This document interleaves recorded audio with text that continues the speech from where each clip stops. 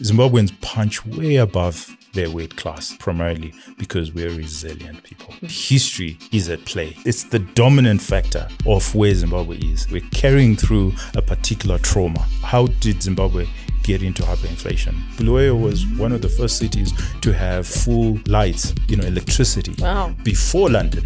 What? Exactly. I found that very odd. Growing up, I never knew what a porthole was.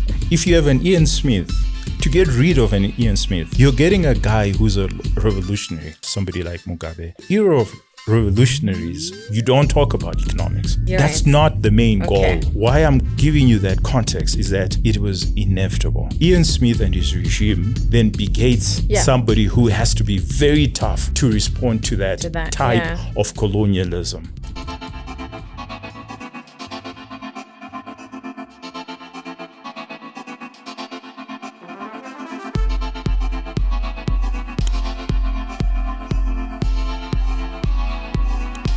Hey guys, welcome to With Nyasha Michelle, and as you know, we are in Zimbabwe. It is a special season all about the country, my motherland. I've tried to bring you guys some dynamic conversations, and I hope you have enjoyed them and have had some insight which you found helpful or just interesting. If you are not following us on the socials, please go ahead and do so. You can find us on social media everywhere at With Nyasha Michelle, and you can find me at Nyasha Michelle _. And don't forget to like, share, and subscribe. This one is an interesting one. I know that the previous people we've spoken to you have been, in the creative space, film, all of that stuff, personal trainers. Shout out to you, Miss Chindia. Today, I thought let's do something a little different. Especially when it comes to my experience as a Zimbabwean living in the diaspora, I've found that people have a perspective of Zimbabwe and in Zimbabwe's economic standing. Some of it is true and some of it is absolutely untrue. And then there's others of you who do not understand it. And I am going to be very honest, I am in that latter box. So what do? I bring a solution to you. I'm going to be speaking to somebody who has that expertise in economics. So we're going to be speaking to economist and podcaster Tinashe, aka Baba Nyenyedzi. How are you doing? Very well, Nyasha. Thank you very much for having me. Thank you so much for joining us. I'm always very curious. Why do you people call it the motherland and not the fatherland? That's a great question, which I don't have an answer to. I think I'm one of those people, who's just like, okay, motherland. Okay, what do you think? We should be calling it the fatherland? We'll get into it some other time. We will. But yeah. Okay. Yeah, that's a good question, actually. Why do we just call it the motherland? Maybe it should be the parent land, because both, I don't know. But it's a pleasure to have you here. And like I told people, this is going to be an interesting conversation where they're going to learn and I'm going to learn. But before we get into that, this conversation is about you. For us to find out more about you and your expertise and what you do. And I ask each and every single guest when they come before me a question, the same question, which is what defining moment set you on the path that you are on today? Okay. Nobody has ever asked me that. We'll be right back. If you're part of the Zimbabwean community or send money anywhere in Africa, this one's for you. Today's episode is sponsored by TapTapSend, a fast, secure, and convenient way to send money to family and friends back home. No stress, no hidden fees, just your money getting where it needs to go. And here's the best part. If you're a new user, you get £20 free on your first transfer using my code Munyasha. If you've been meaning to find a better way to send money, now's the perfect time. Download TapTapSend, don't forget to use my code Munyasha and claim your free £20 bonus. The link is in the show notes. Now back to the show. Now, back to the show. So I wouldn't say there's a particular moment. Obviously, every year or every day, there's always a defining moment. So it would really require me to think back on a particular moment. But I would say that just growing up, I used to read a lot about economists, and my dad used to had a library. So my dad was a land surveyor, and so he was a scientist, but he read a lot of books on economics. So I grew up around books, around economics books. specifically. And I would say that that is actually more defining. By the time I went to university, I knew I wanted to study economics and be an economist. And, especially for a lot of students out there in your audience who might be studying economics, you get a lot of electives when you study economics. And a lot of people tend to take on accounting, business electives. But I was never one of those students. I took on hard economics and econometrics electives because I was just so in love with economics. So defining moment, I wouldn't say that there's a particular moment, but it's something that just evolved from the time I was a child. Okay, so from the time you were a child to the time you were graduating university, how did the Zimbabwean economic system, the way that it was set up, how did it shift? Okay, quite substantially, because I'm an 80s kid. Your audience may not remember the 80s, but I come from that particular generation, and things used to work. We had public transport system that was actually right on time. And I remember when we were growing up, it used to pass through our house, and we used to get on the bus 7:15 a.m. bus, and we get to school, and after school there's a bus that would pick us up and drop us off at home, and that's the life we lived, and that's the life we understood. And you guys may not remember this, but the milkman used to come over by the house, and they would drop your milk, and used to be in bottles, and similarly with bread, but we used to queue for bread.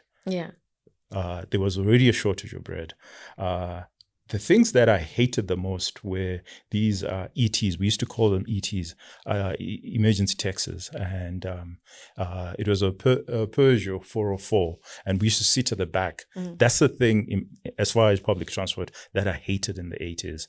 But that's what the 80s were like. They were low inflation. And as far as I was concerned, everything was hunky-dory. Then the 90s, I think in retrospect, I now understand what happened in the 90s, but a significant moment that your audience might be interested in and keen on is that we started queuing for bread. Like, we used to go, and there used to be long queues for bread. And I found that very odd, that people would queue for bread. So to me, it was like, why don't they just produce more bread? But it turns out that by statute, only a few companies could actually produce bread. Go figure. Because we were essentially a socialist nation. And then the other thing that was quite significant was we started getting blackouts, electricity blackouts. In the 80s, I don't remember, but I remember in the 90s, especially after the drought, the 1991 drought, there was quite a significant drought because we started getting yellow maize. We never used to get yellow maize. We used to get white maize. Now, it was called Kenya.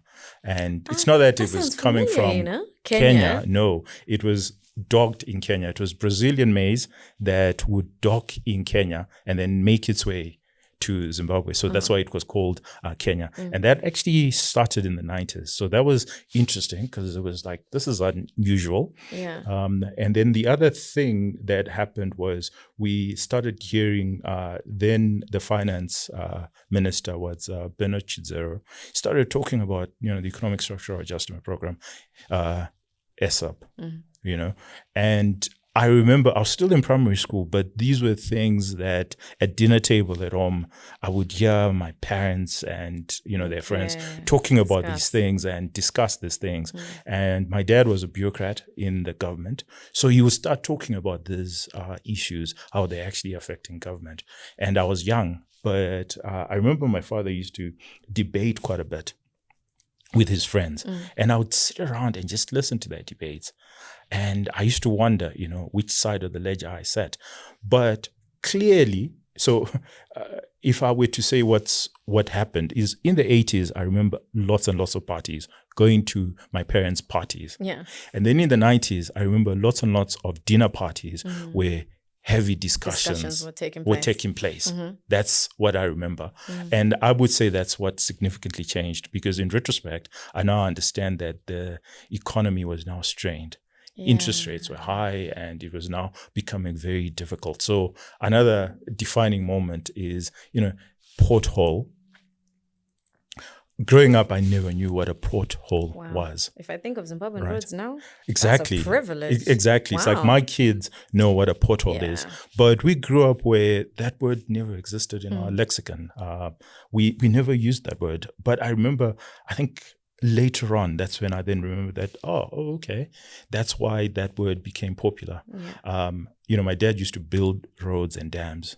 So it was interesting how the budgetary constraints, and I've seen some of the writings that he was doing in government, where he was now talking about, constrained budgets and why they can't deliver the roads and the civil works that they used to do in the 80s. So all these are very significant defining moments of the change. And then the 2000s, the significant change, or let me say that end of high school, the most significant change was we started getting strikes and all sorts of tumultuous events, people going on the streets, people striking, all sorts of opposition politics. And I remember at the time, we used to have university students that used to come to our high school, and they would speak about the Constitution and all these things. And I was just interested. But I think in retrospect, that is what defined those moments, that clearly something had gone wrong in the 90s, and we started seeing a lot of pushback. So that's what happened. And then the 2000, I think that's when everything that just blew up, essentially. And that's actually the period in which I ended up leaving Zim. So I was very young, so I didn't really understand. My upbringing, I would say, was actually quite privileged. I didn't really experience a lot of the blackouts. Sometimes they happened, but as a child, you're just like, it's fun, let's play in the dark, whatever. But what I did realize is that things began to get worse than what I was used to. And then I left. You mentioned, right, that by the time the 90s came, 2000s came, you were like, okay, something happened that was wrong. Something bad happened in the 90s. The economy, as I said to you earlier, we had a little briefing discussion, right? And I was very honest with Tinashe, guys. I said, listen, me and economics, we don't really mix. What I found with Zimbabwe and why it's a little bit hard for some people to grasp if this is not something that they're interested in, it seems to go up and down. There's so many, and also there's been a narrative. We'll talk about the narrative and how that's impacted people's view of Zimbabwe a little bit later on. But what would you say is the thing that went wrong, that then was the domino effect, and essentially Zimbabwe is still in a, I wouldn't say that Zimbabwe is improved incredibly since that time. For some people, I've been having lots of conversations, of course, with people who live here. There are some people who are doing extremely well, some industries that are thriving, right? And then there are others who are just like the country, the quality. You spoke, for example, about the roads. Wherever we go, that you enjoy good roads, and then after a while, they're really bad. So what do you think happened that was wrong, and why was it so detrimental that we are now in 2025, 2026, and certain industries, certain aspects of the Zimbabwean economy has not recovered? It depends what you mean by what went wrong. So I will take it from a more philosophical way of understanding and appreciating Zimbabwe. That the trajectory that Zimbabwe took from pre-colonial to colonial would lend us here. Like it was inevitable that we'll end here. But obviously that's not the answer that lots of people are looking for. And by that, what I mean is, post-colonial Africa, right across, things went wrong, right? Just the numbers. If you go to Kenya, if you go to Zambia, anywhere where it was post-colonial. Why? It's because the colonial outpost by, end of World War II, that was the end. Right? Colonialism would not work post World War II, but there was no transitional handover, so to speak. It was like, okay, who do we hand over power to? Right?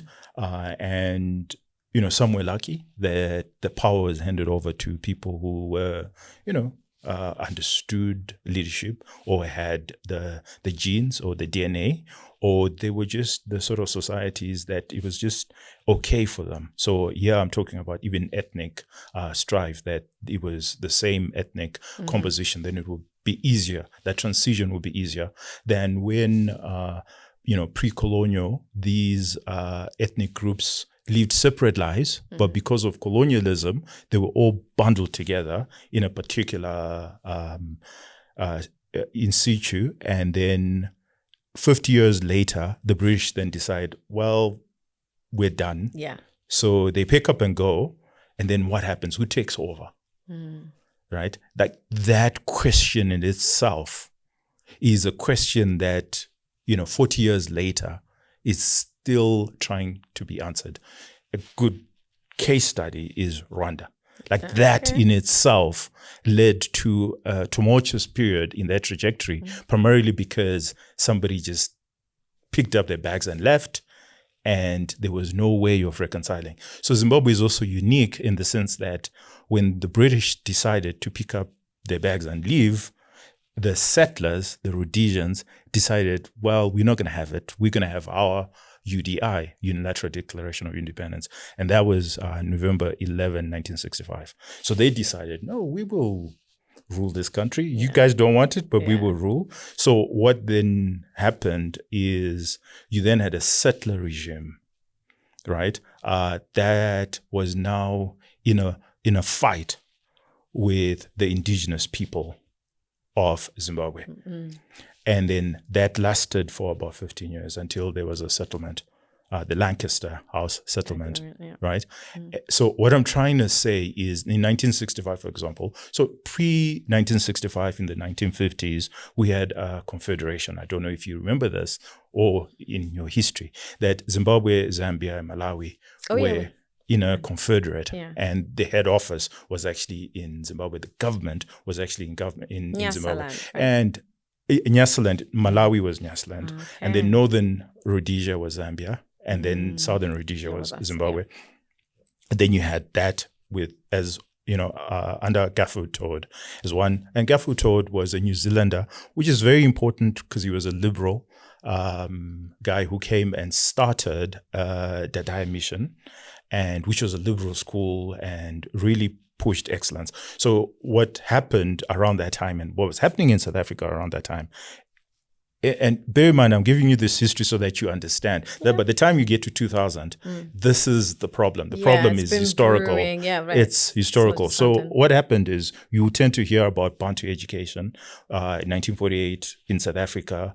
But in Zimbabwe, actually what happened is we had the opposite, where we actually had these liberal schools and mission schools that really perpetuated and educated Black force.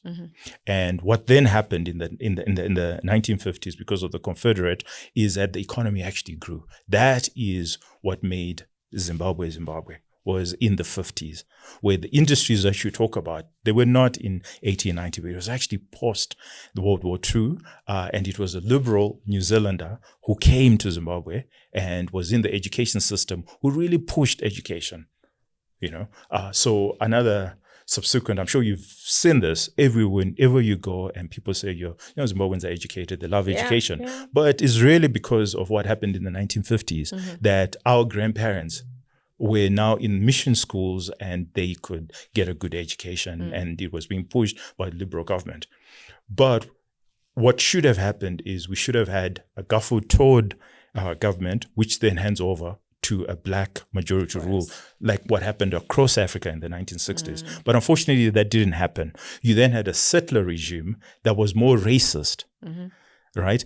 And instead of opening itself up, what it did was to close off the economy. And then you had these parastatals, what we call the state institutions like GMB and all these institutions. They were really coming from in the 60s. That's when government really went out of its way, and it was sanction busting. And then, but what it did was to close off the economy, and then you had a few state-owned enterprises that then dominated the economy, which was unusual because since 1890 to 1950, Zimbabwe was actually or Rhodesia at that time, was actually an open economy. But 1990-65, it became a closed economy. And then also the policies were now extremely racist and extremely, the regime at the time was very insular. And obviously they were spending money on a war. To give you context, 1965, Zimbabwe, or Rhodesia at the time, was a bigger economy than Singapore. Wow. Right? And so if we had continued on the trajectory, we would have been even bigger. But unfortunately, you had Ian Smith. And Ian Smith really then, UDI and became even hardened, towards the black interest in the country. So why I'm giving you that context is that Ian Smith and his regime then begates somebody who has to be very tough to respond to that type of colonialism.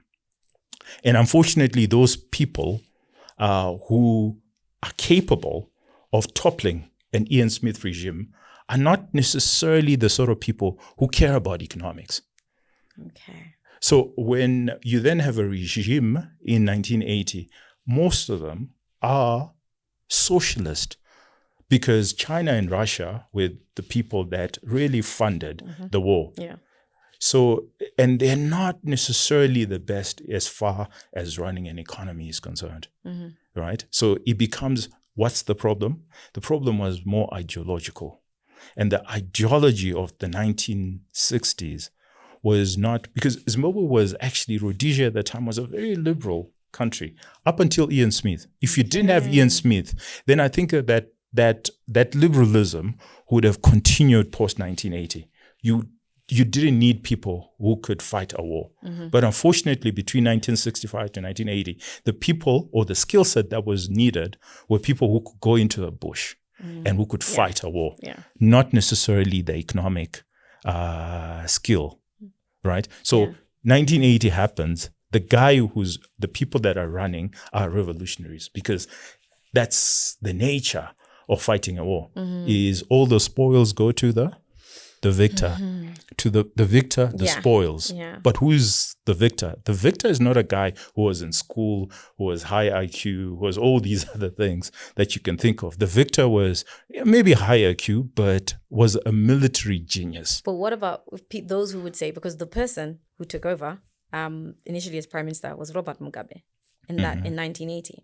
So what about those who would say that he had quite an extensive education, therefore he was the right person to lead the country, and it's more that things just went bad further down the line, and one of it was just because of corruption, and all the riches going, again, like you say, to the victor, and not knowing how to not even not knowing, but also because I've had conversations with people who say maybe I personally think, because you've taught me so much in these past few minutes, I don't think they have the knowledge that you've just explained.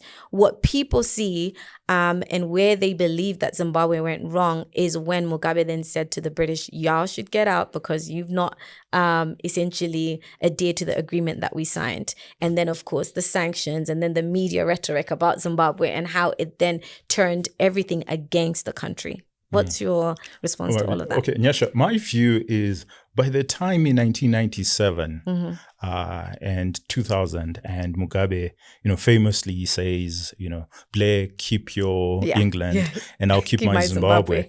I'm saying to you, it's inevitable. If you have an Ian Smith, to get rid of an Ian Smith, you're not getting a guy who who knows how to run an economy. You're getting a guy who's a revolutionary, so to speak. So I'm saying it's inevitable. When you have somebody like Mugabe, it was inevitable in 1980. But it's not just about Mugabe, it's about a system. Because remember, he's heading revolutionaries. And revolutionaries, they have their place. It's not just about him. It's not just about him. It's a system, but they have their place. Post 1965, the inevitability of Ian Smith means that you have to find a counter force to Ian Smith. Someone who's willing to use that force to go brute into force. Brute force. Brute force. You're not choosing somebody because they know how to run an economy, but you're choosing somebody because they know how to topple a racist regime. And then once they've toppled the racist regime, these are revolutionaries.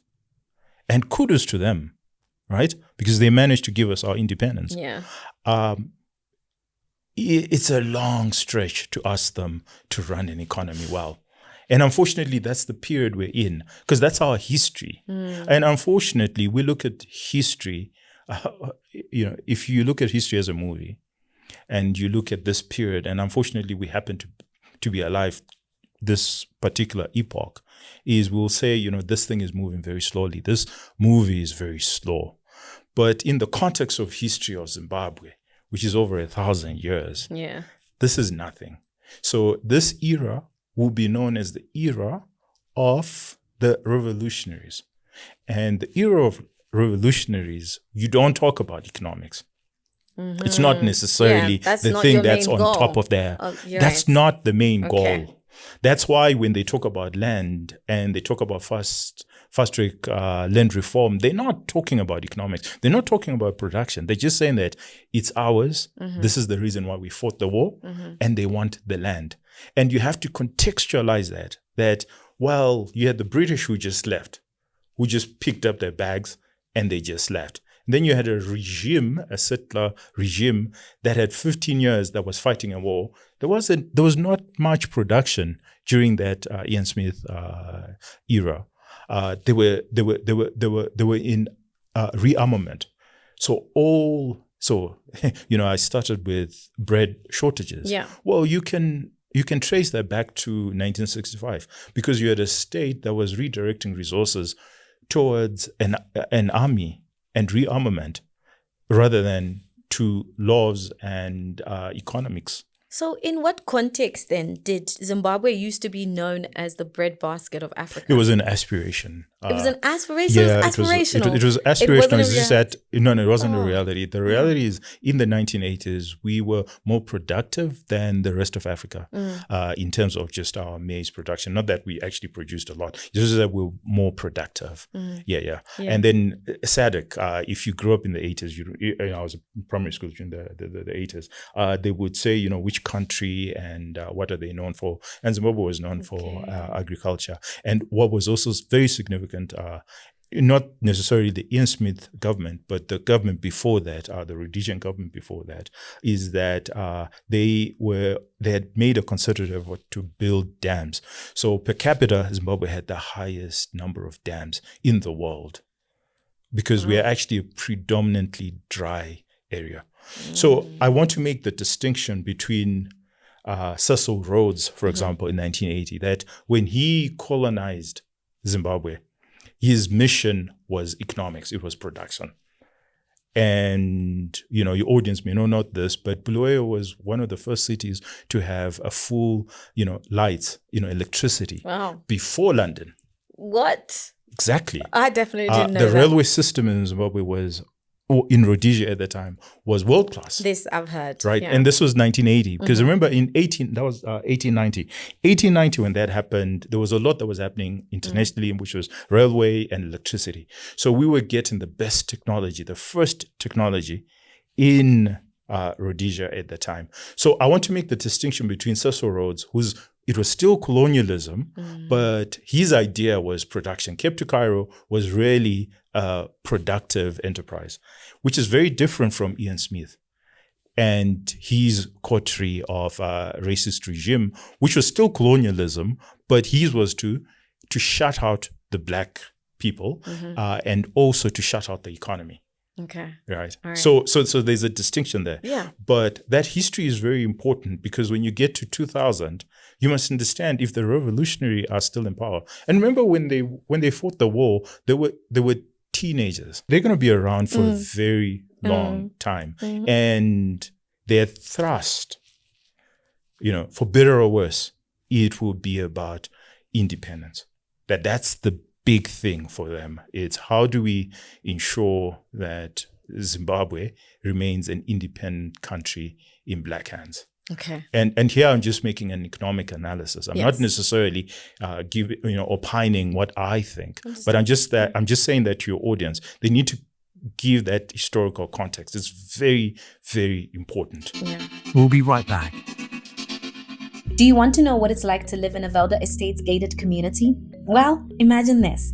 You drive home from work and the security guard greets you with a smile. He knows you. It's after dark, but the tarred streets are brightly lit by solar streetlights and your neighbors are out enjoying an evening walk. As you pull up to your home, you notice the bins have been collected. That's taken care of every week by the Velda Estates Homeowners Association. This is your home that you built for yourself. A stand for just $25,000 and a house for just $50,000. Inside, the kids have showered and are doing their homework. Water is never a problem here. But you realize that you forgot bread for their lunch. But then you smile. Because the shops are just outside the community fence, because Velda Estates made sure that all conveniences are close by. This is the lifestyle at Velda Estates, the season sponsors of With Nyasha Michelle. You can reach them on Facebook or via the numbers on your screen.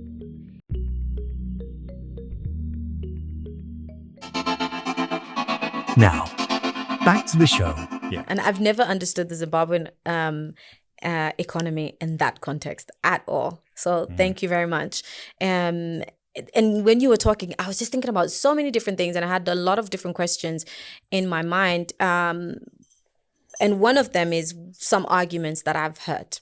Some people think like this. They think that some of the reasons why Africa, or the main reason why certain countries in Africa are not doing well is because the British, either they threw them out or they left and colonialism ended. And so when it comes to where we're at now, I would like for you to kind of give us an understanding now post 2000s, what is the Zimbabwe that we now have? What are the economic downfalls or the challenges that the country is experiencing? And what is needed in order for that to change? Are we talking governmental changes? Are we talking, are some of the policies that are in place, are they just not working? And I understand I may be talking about so many different things here. I mentioned earlier that one of the things that really confused me about Zimbabwe is how I would come home and, of course, we're using USD. I come back again, we're using my bond. Come back again, we're using ZIG. And then there's also this talk about gold. And it becomes confusing. And it also gives this, especially to someone who's a layperson, or maybe even an expert, in fact, you would have more understanding. It gives this picture that they don't know what they're doing. So if you're able to just kind of help me, like what's been going on with the country's economy, and what are some of the things that are being wrong, that are being done, maybe wrong, not correctly, and how could it be rectified? Could Zimbabwe see itself and its economy grow? A lot of layers in your question. I know, sorry. Which is perfectly fine, because I think that's probably the way you need to analyze them. Just keep the history is very important. Keep that in the back of your mind. Yes. So whatever solution you come up with, you must realize that the history, the checkered history from colonialism to post-colonialism is still relevant, and it's at the front and center of our economics and politics. You need to keep that in mind. Yeah. And this is why, sorry to stop, but this is one of the reasons why I asked you, because I've had conversations with people and I'm more than happy with like debates, etc. But I feel like some people come from an ignorant perspective. That's why I said some people look at Africa, specifically in Zimbabwe, and they make this conclusion, well, your country's like this because you threw the British out. But they don't have the understanding that you've been providing for us. So that's why I'd really like, and I threw so many things there and I like what you've just said. But let me hand over the baton to you and you can carry on. Yeah. I'm just saying that context is very important. Especially when you're trying to get into a realm of conflict resolution, which is really what we're trying to do. We're trying to say, okay, how do we understand that there's a conflict, but how do we resolve this particular conflict? And I'm saying that to resolve the particular conflict, you actually need to understand the dynamics at play, and history is at play. It's the dominant factor of where Zimbabwe is. It's our history. Now, you go into psychology, it means that we're carrying through a particular trauma, right? And the obvious question is, how did Zimbabwe get into hyperinflation? And Zimbabwe got into hyperinflation. If you want the economic answer, I can give it to you. They just printed more money than they should. It's simple and straightforward from an economic perspective. But I think if you're curious, and I'm sure your audience are curious, is you start to understand, or you start to ask these questions. Why would they print? So they know that this is inflationary. They know you're not supposed to print $100 trillion note, which we did, right? Yeah, we know. Economics tells us things not to do, things that are not debatable, do not print. So why would they print? And when you sit and when you read the books, Governor Gideon Gono, his book is called Casino Economy. And it's important, because this is monopoly money and casino money. And you sort of understand that to them, there was an existential crisis. It wasn't economics. It wasn't economics. And that existential crisis, you see, if you're going through a midlife crisis, I can't come to you and say, you're being stupid. Like, why are you going through a midlife crisis? That's your existential crisis. It is. The best I could do is just understand that, oh my gosh, this person is going through trauma or has been hit by trauma. How best can I make them understand that there are these other issues that they need to take care of while they're still taking care of their trauma? And also how we react to the trauma is very different, even in countries. So a very good way of looking at it, I always say, is always, comparative or relative analysis, is when we look at Kenya. Why is it Kenya didn't go through its tumultuous, they do have their tumultuous actions where they, beat each other up to a pulp and to death, literally. But why is it they always reconcile, and why is it we don't reconcile? Why is it our kind of politics is scorched earth and their politics is, okay, this has happened? It's a conflict resolution methodology.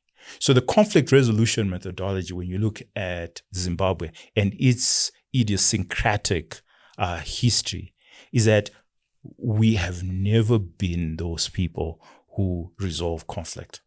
So when you look at somebody like Ian Smith, he's not there to resolve conflict. When you look at Cecil Rhodes, he's not there to resolve conflict. I think the first person, maybe when you look at even the governors, over the period, the most significant person was maybe Garfield Todd.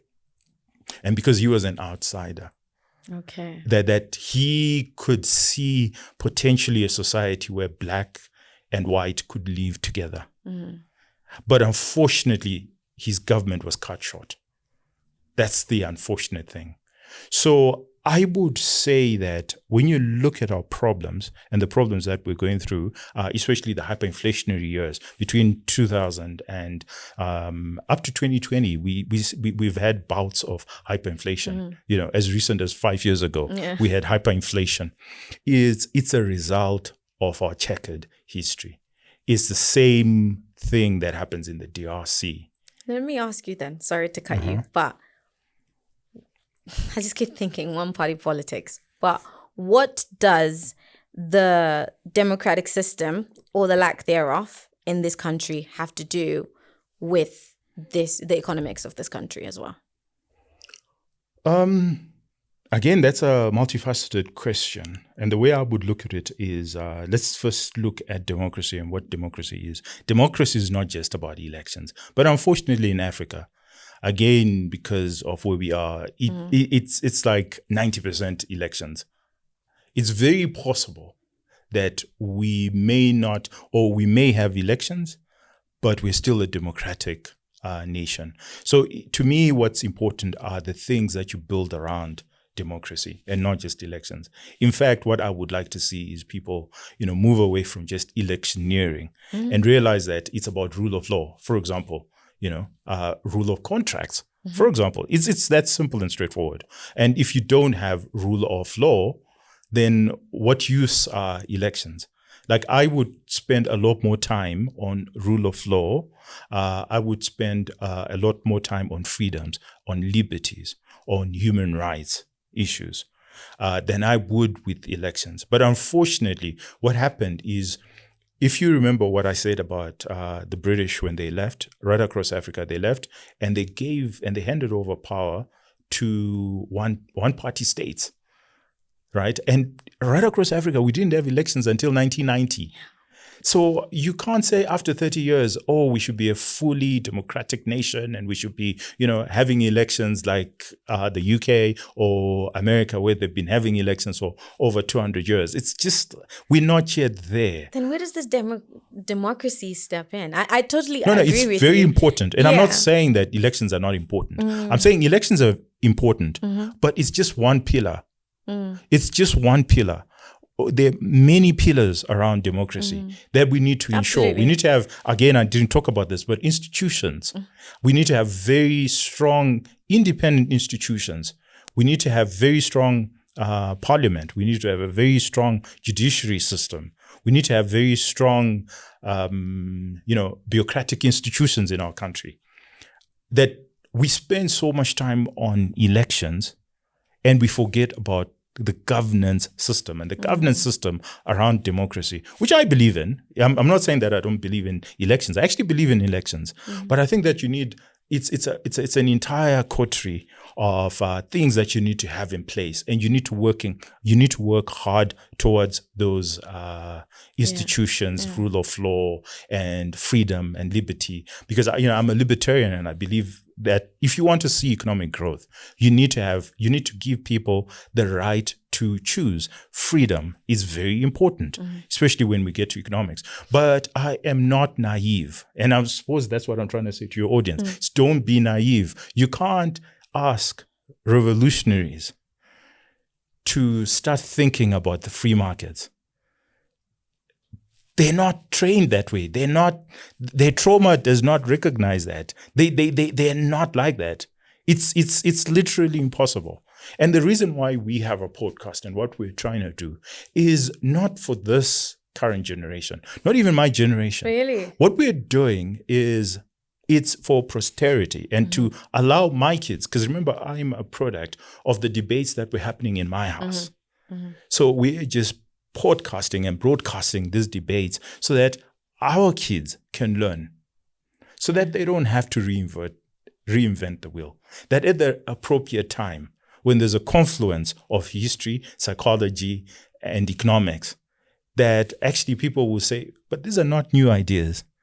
There were people, and there was a group of people who were discussing these things. And maybe what we need to do is to build on it rather than start from. And also remember the history. Yeah. Remember that this is our unique history, and you can't just come in and budge and think that you can change everything because this is the right thing to do.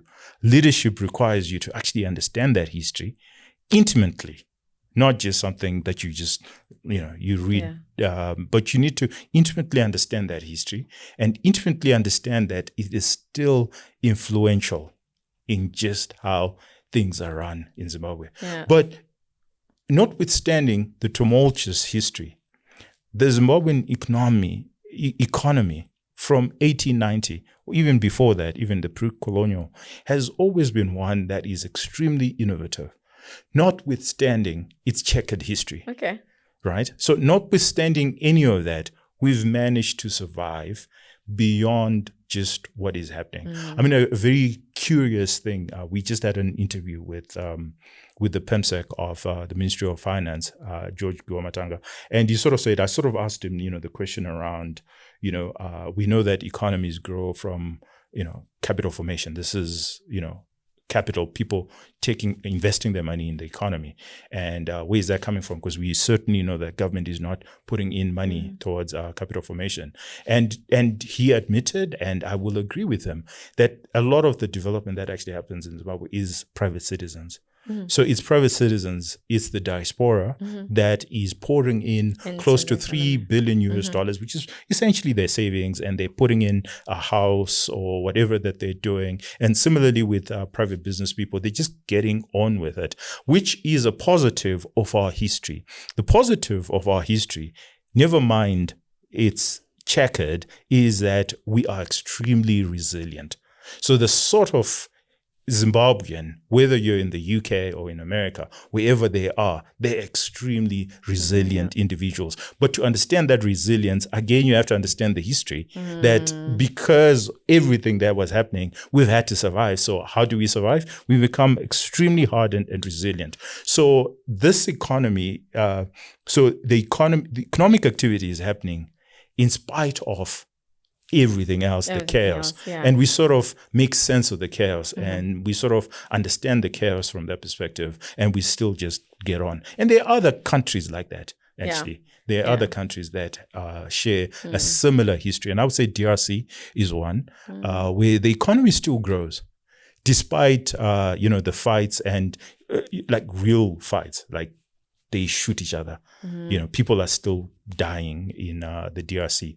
But that doesn't stop economic activity. That does not stop mining from taking place. And I think Zimbabwe also has its unique nature that the political contestation will still happen, but private individuals have now been hardened and have become extremely resilient, and that's how we get on with it. Yeah, and there's so much that you've mentioned there, and one of the things I'm happy you mentioned was your podcast, because I do not want us to finish without us talking about it. So briefly, can you tell me about Friday Drinks? You alluded to it quite a bit, but what is Friday Drinks? What inspired it, and what type of conversations take place on your podcast, and what type of change are you wanting to? I understand you said it's for the future generation, but for those who may be watching who understand a little bit more about economics than maybe I do, what could they get from Friday Drinks? Okay, so Friday Drinks, it's a group of friends who got together. We've been friends for over 20 years, and these are the sort of conversations we've always had on a Friday. So that's what happens on a Friday in Zimbabwe is people drink. They go to they do. I drinking saw it holes yesterday. and they drink and they try and boil the ocean. It's just something that we obviously do. And we just thought, you know what, why don't we get on with it and broadcast it to the rest of the nation so that and beyond, so that other people can also become part of the tribe and we can have these conversations, because that's something that we're already doing. Do we think that it's useful? Yes, I think it's just national discourse. And I think national discourse is very important because once we start, and we are unapologetic about our free market ideas. And what we thought was, after going through the Zimbabwean system, we realized that they're not that many spaces that actually talk about capitalism and free markets and do so as ardent supporters of free markets and capitalism. So we were like, let's have our own niche, our own space where we are unapologetic at all. And we look at things from a capitalist perspective. It doesn't mean that we don't invite socialists and other ideologues on our show. We actually love having those. I've often said, not just for debates, but I always say that socialists or social democrats or whatever thing they'd like to call themselves, they make great dinner guests. Why is that? They have a fascinating way of looking at life. So we always have dinner, and we always have different people with different persuasions, because I think just having the conversation is always good. But I'll tell you why I think. Remember, I come back to the whole conflict resolution and why people should talk. Is that when you talk, you realize. You realize from a psychological perspective, they call it, you realize that the other person is actually no different from you, or it's not malice. They just have perhaps bad ideas or wrong ideas, but it's not coming from a malicious perspective. But if we have a wall and we don't talk to each other, I would never know that. Then I other you. Right. And I belittle and I make you seem as if you are the enemy and you're evil. But the minute you share a meal, the minute you have a conversation, the minute you have a drink with somebody, what tends to happen is you start seeing the other person from a humanity perspective. That, it could be we have different ways of looking at it, but certainly I see Nyasha as a person. And I think that's what is missing in our society. Is just realizing that when you tear down the walls and you start having a conversation, realize that we're all people at the end of the day. And, fine. And I'm perfectly comfortable with that. With the idea that my libertarian ideas, my free market ideas could be wrong. I'm perfectly fine with that, especially if somebody offers a perfectly better opinion. I'm perfectly fine to come to your side if you can show me.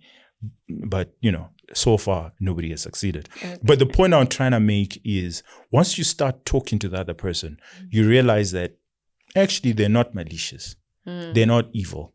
And it's very important because when you look at what happened to Rwanda, you look at what happened in 2007 in Kenya, is because people start looking at the people that are different from them as evil, right? And they belittle the next person. But if your goal is conflict resolution, which I've said historically, that's the one thing we have failed at.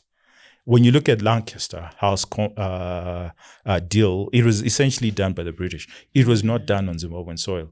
It was not done on Rhodesian soil. And it was actually, we were forced into it. Mozambique was forcing the black warring parties on the table. And they Michelle literally said, you know what, if you don't sign the deal, you're not coming back to Mozambique. Ian Smith was being forced to do so by the British. And it was like, if you don't do it, we're handing over the power to the black people. So we've never had a moment where really it's individuals sitting across the table and just having a conversation.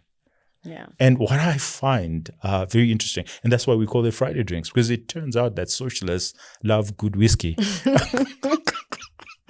I wish we had a little bit of whiskey here to share with you, just so you can drink what they also drink. But I've really enjoyed this conversation. I wish we could go further because I've come from this conversation with a lot of understanding. So thank you, but also with a lot more questions. And so thank you again, because that is good. Such a pleasure. Yeah, it's been such a pleasure. I have 2 more questions for you. Okay. We do have to wrap it up. But the first question is part of our segment that I call Pass the Mic. In Pass the Mic, a previous guest leaves a question for the next guest. And you are answering a question from Hilton Mudariki, who's the captain of Zimbabwe's rugby team, the Sables. And he said, what are you going to do differently in 2026 than what you did in 2025? Go harder. Because he's a rugby player. Yeah, so I think he would understand this. And I'm hoping that they win some games. I'm not expecting them to take the trophy, but they should win a game or 2, but hit harder. So whatever I'm doing in my life, I think that 2026 I'm just gonna go even harder than I did before. Okay. Yeah. All right, now you get to pass the mic to my next guest. What would you like the question to be? Tell me something about your father. Oh, I like that. Okay. Can I ask why you asked that question? The fatherland. Fatherland. Yeah, I get it. I am seeing that trend. I like it. Fathers are very important in our society. I believe that. I believe that. If I could make this conversation longer, I would love to find out more of why you believe that. Maybe this means that I need to either have a 2.0 with you, Baba Nyenyedzi, especially the fact that you called yourself Baba Nyenyedzi, which is your name very as a symbolic. father. It's very symbolic. Or maybe one day I can come to Friday drinks, but don't ask me tough questions. No. It's never tough. I don't know if you know that on social media there's this video. Oh, it's let's say it's the sound, because sometimes sounds are what go trending, right?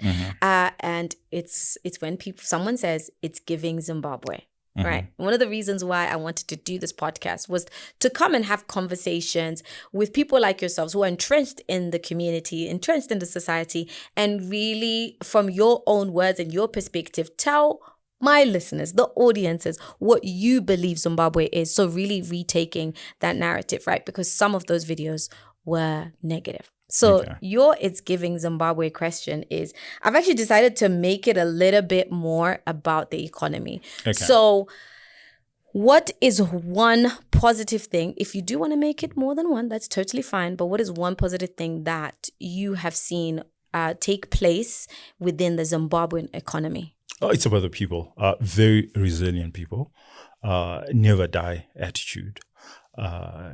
It's really about the people. So especially to the diasporans, what makes you great is that you can never wish away the Zimbabweanness. Zimbabwe is just beyond just the land. Yeah. It's about the people. And you come across Zimbabweans, then you know just how lovely they are and how resilient they are. Yeah. Some of the jobs that they take on right across the world, even here in Zimbabwe, half the population would never do those kind of jobs. Just our dedication towards education and how mothers and fathers, pour out so much money just to educate their kids because we fundamentally believe in education. And now you now know the history that it's beyond just this particular generation, but it was our grandfathers. So I would say that that's what gives Zimbabwe. When I have traveled and I've lived across the world, the thing that I'm sure when I meet Kenyans, when I meet Nigerians, Zimbabweans punch way above their weight class. Oh, wow. And I think it's primarily because we're resilient people. Very resilient. Yeah. I absolutely agree with that. And what's very interesting to me, but not a surprise at all, a lot of the guests I've had have said very similar things. Yeah. Guys, I hope you have enjoyed this conversation with Tinashe, aka Baba Nyenyedzi. You can also find him on his platforms, and you can check out Friday Drinks. I definitely recommend it. But I'm not going to be the one to tell you exactly what all his socials are. I'm going to hand it over to you. Please just let them where they can find you, and also where they can watch the podcast. Yeah. It's ZFN Friday Drinks on YouTube, and on X. I'm primarily on X. It's Baba Nyenyedzi. Yeah. Baba _ Nyenyedzi. Okay, perfect. And how you spell Nyenyedzi? Because some of you guys might not know. It's NYENYEDZI. I had to make sure that. Yeah, I got it. Okay, perfect. Thank you so much, guys, for tuning in to this special. I believe this one is a special one because what I decided to do is to step a little bit out of my own comfort zone and give you some insight, which I hope you have found very useful because I certainly have. Don't forget to like, share, and subscribe to With Nyasha Michelle. And you can follow us as well on the socials at With Nyasha Michelle and also me, Nyasha Michelle _. Until next time, I will see you guys then. Bye. Take care.